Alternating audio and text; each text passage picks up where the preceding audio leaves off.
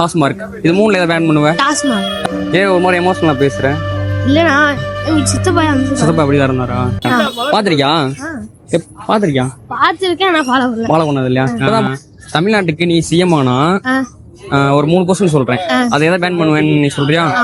1 serial, 2வது சாம்பார், 3வது டாஸ்மார்க். இது மூணுல எதை பேன் பண்ணுவேன்? டாஸ்மார்க். டாஸ்மார்க்கா? எதுக்காக டாஸ்மார்க் பேன் பண்ணுவேன்? அது நிறைய குடிக்கிறாங்க, அவங்க வீட்டுக்கு பாதிப்படுது, நிறைய பேர் இறந்து போயிடுறாங்க, அதனால பாதிக்கும். ஏன் ஒரு மாதிரி எமோஷனலா பேசுறேன்? இல்லைண்ணா வீட்டு பக்கத்துல நிறைய பேர் இறப்பாங்க. உங்க வீட்டு பக்கத்துல நிறைய பேர் இறந்துருக்காங்களா? உனக்கு தெரிஞ்சவங்க யாராச்சும் இறந்துருக்காங்களா? எங்க சித்தப்பா சித்தப்பா அப்படிதான் இருந்தாரா? அவங்க எப்படி என்ன ஆச்சு உங்களுக்கு? குடிச்சிட்டு போய் தண்டவாளத்துல இறந்துட்டாரு. தண்டவாளத்துல இறந்துட்டாங்களா? சரி விட, அழுகாத சரியா? அவங்க நினைச்சாலாத சரியா?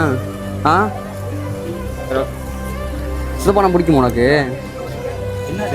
இந்த வீடியோ நாங்கள் ஃபன்னாக தான் எடுக்க போகலான்னு போனோம். பட் இந்தளவுக்கு அந்த பையன் எமோஷனல் ஆகவான்னு நாங்கள் எதிரே பார்க்கல. இந்த வீடியோவில் பார்த்துருப்பீங்க அந்த பையன் எவ்வளோ கஷ்டப்பட்டு அழுதுருப்பான் அப்படிங்கிறது.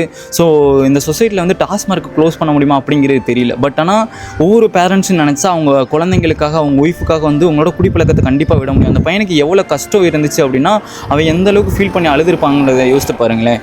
ஸோ ரொம்பவே கஷ்டமாக இருந்துச்சு. ஸோ நீங்களும் உங்களோட குழந்தைங்களுக்காக, உங்களோட ஒய்ஃபுக்காக வந்து குடிப்பழக்கத்தை விடுங்க. அதுதான் எங்களோட ஒரே ஒரு ரெக்வஸ்ட்னே சொல்லலாம். நம்ம திண்டுக்கல் டாக்ஸ் பேஜுக்கு நிறைய பேர் ஃபாலோ பண்ணாமல் பார்க்குறீங்க, தயவு செஞ்சு ஃபாலோ பண்ணுங்கள். உங்கள் ஒவ்வொரு ஃபாலோவும் நமக்கு நெக்ஸ்ட் இந்த மாதிரி வீடியோ பண்ணுறதுக்கு மோட்டிவேஷனாக இருக்கும்.